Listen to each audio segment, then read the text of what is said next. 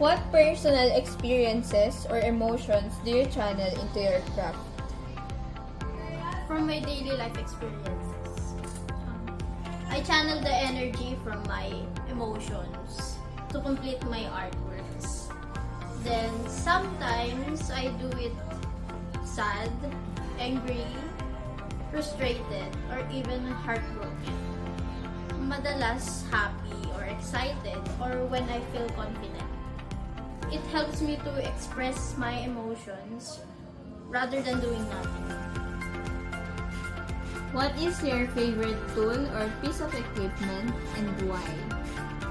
One of my favorite tools in painting is a paintbrush and oil paint.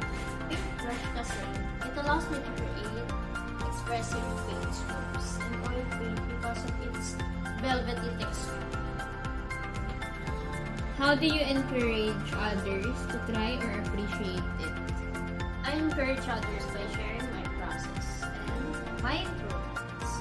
Sometimes our group offers free workshops. Everyone can join. And you can also try therapy art, mainly for channeling inner emotions through art.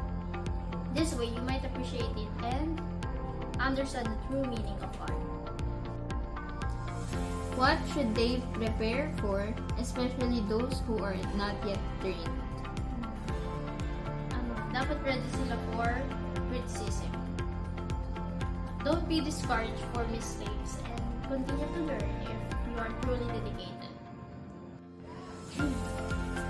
What inspired you to start working in this type of art? My inspiration came from my father and childhood experience. At an early age, nakikita ko yung father ko. Ang daming ginagawang artworks. Ang daming paint nakakalat. Sobrang kalat ng yung artist.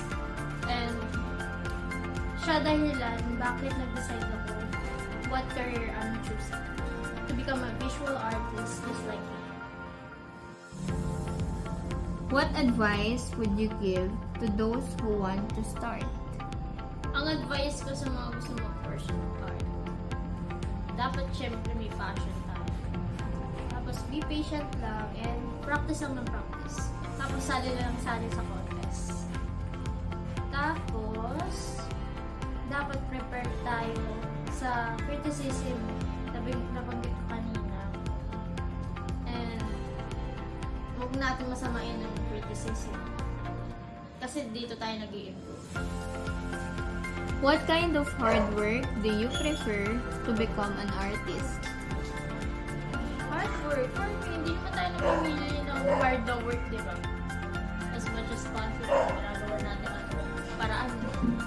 Pero in terms of artistic hard work or struggles na lang is, sa akin, yung practice ka ng practice pero hindi mo makuha ng tama. Like anatomy kasi, di ba kailangan tama yung body proportions sa tao or ng animals and so on.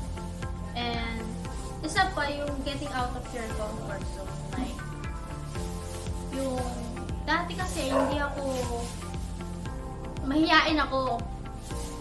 Ayun. Then ngayon, tinatry ko yung best ko to communicate sa mga tao around. Siyempre, kasi di ba may clients tayo and guest sa exhibit and may iba pang artist na pumunta.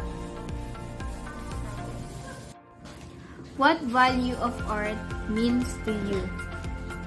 For me, the value of art lies in its emotional harmony, cultural significance, and it has the ability to inspire, commemorate, and educate through visual communication. Do you want to learn another kind of art if possible?